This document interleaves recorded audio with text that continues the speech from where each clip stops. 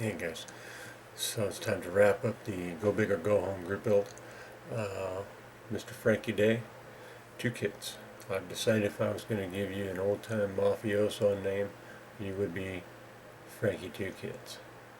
That's right. You can keep that one. That one's free. I like it. It built the Helldiver and the Hawker.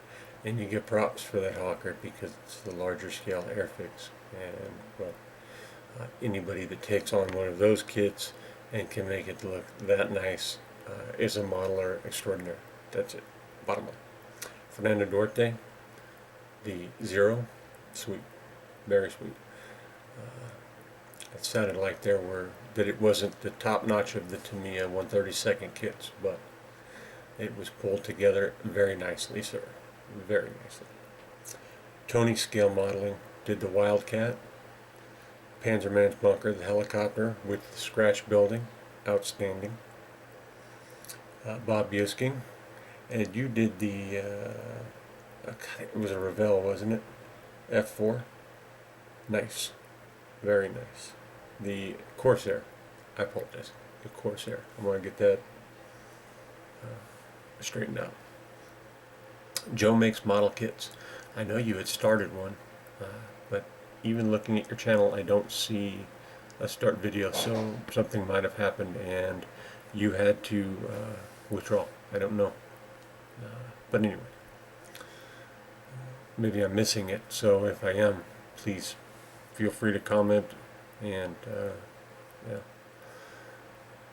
Hopefully this is going to bring people to your channels to check out the builds if anybody happened to miss the builds, which I doubt. The big scale stuff seems to get the views. So Wayne Riggers built the Arado, which, to be quite honest, I'm going to go out on a limb here. I'm going to say it was my favorite.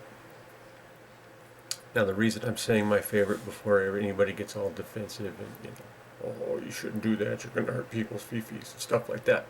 It's not. It's my favorite because of the kit itself and all the extras, the detail and such. And the photo etch that comes with that kit, to me, you should check it out. It really, I like the kit. It was built very nice, and I will for sure be building one of the Arados. And like I said in the messages, it's something I've been eyeballing for a very long time.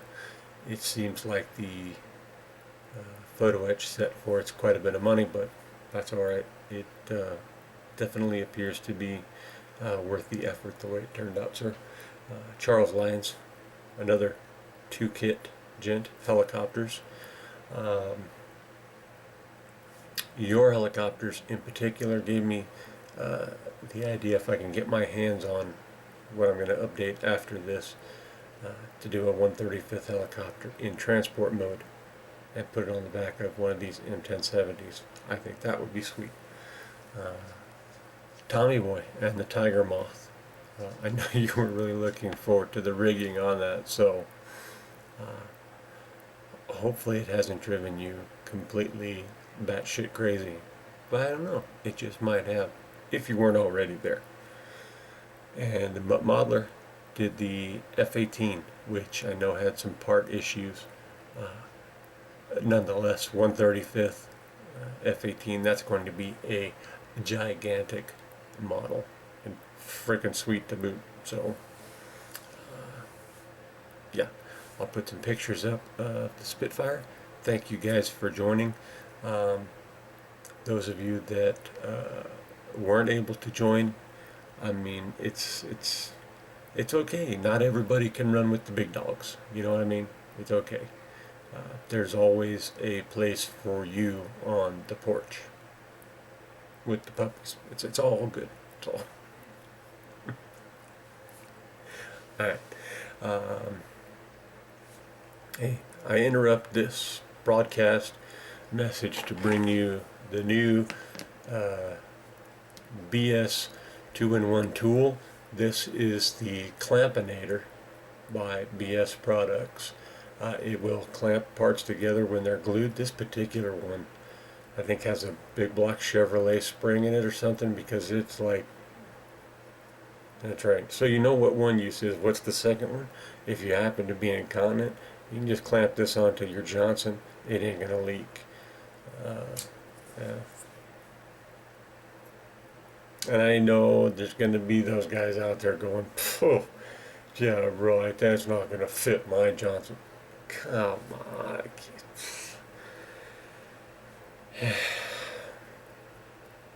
There it is. The Clampinator by BS Products. The M1070. The camera's going to shake around a little bit. Sorry.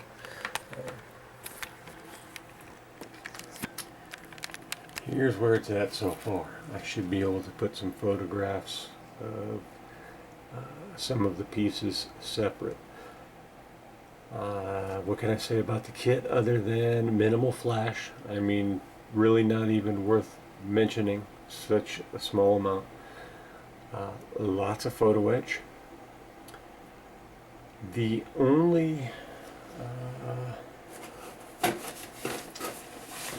I'll just say interesting thing that I found here in the instructions. Let me try to find it while I pan around the cab here. Probably should have had this ready to go, huh? I had to give props to those who were able to jump in on the go big or go home. You definitely went big. Okay, here we go. So, the only interesting thing I need me specs, guys, sorry. Fit, not even fit, it's just something that is able to be screwed up if you're not paying attention, and of course, I'm not paying attention, and I wasn't at the time either. These brake cans can be mounted two ways, a right way and a wrong way. Normally they avoid this possibility by making, say, one pin larger than the other, only permitting one direction to work. Fortunately, that's not the case. So, and why it's important, there are two mounting pins where these cables meet the can. And of course, as you see right there, if it's mounted backwards, the air lines will be coming out the wrong side. So, just a heads up, if you have this kit and are thinking about building it or whatever, maybe it's worth avoiding the headache to pull the instructions out and make a note on page 36, just to make note of the direction of the brake cans, because there are 10 of them to be concerned with. Lucky me though, I got it right about 50% of the time, so I only had to correct 5 of them. I haven't decided if I'm going to go with doors open or closed. I don't recall the seatbelts. I don't think it comes with seatbelts. I think that's just some photo etch stuff that I cut up and used, you know. The trailer, well, we'll stop by the winching station here. It's kind of a kit in its own right, with enough styrene, cable, string, and photo etch. Yeah. This kit's lots of fun, guys. It's just, it is. I want to point out that if you are the particular type of builder that prefers to get, the building stage out of the way, to get to painting and weathering, detailing it up, that this kit is probably not going to be your favorite. As a matter of fact, you are probably going to downright hate this kit, because I consider myself to be a fairly fast builder. Maybe not a good builder, but a fairly fast builder. And it's taken, I think, oops, I almost burped, a considerable amount of time to get as far as I have. least in my book anyway. And it is time to add a few more decals, and then I can begin the detail painting of, you know, chips in the paint, wearing out some of these mounting points to make them look like wore down metal. And as soon as that is done, that's right, it will be time to start the D9R. See if I can pick this up. Now you can see I have lots of wiring to finish gluing up while it's under there. And I'm just now looking at it, seeing the photo etch that didn't get sprayed, and that's kind of a bummer. But yeah, I'll deal with it. Because once that bulldozer gets them out of this thing, it will never be picked up to be looked at underneath again. At least not by me, it won't. So, and I would go on to babble about anybody that touches it. Man, I'm going to kill them, I'm going to break them. Yeah. I'll skip that drama, because that drama won't happen.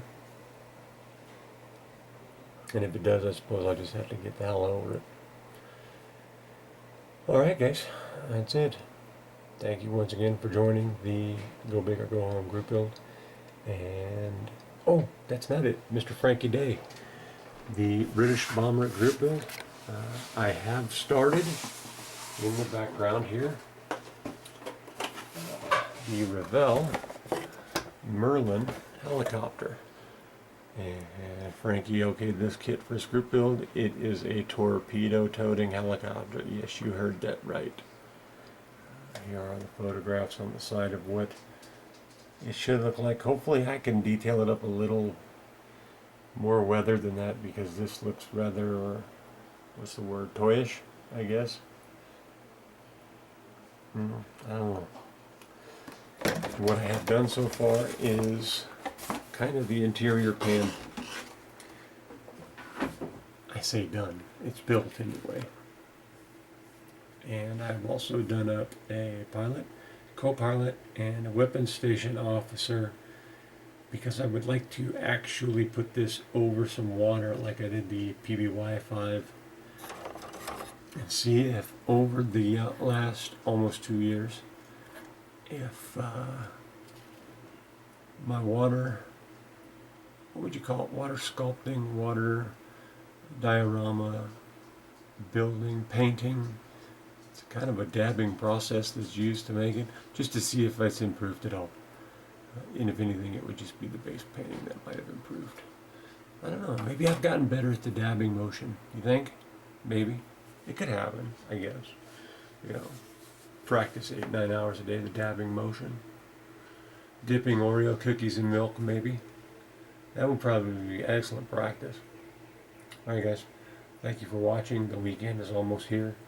Health and happiness to you. And build on, guys. Thanks again for joining in on the group build, dudes. Bye.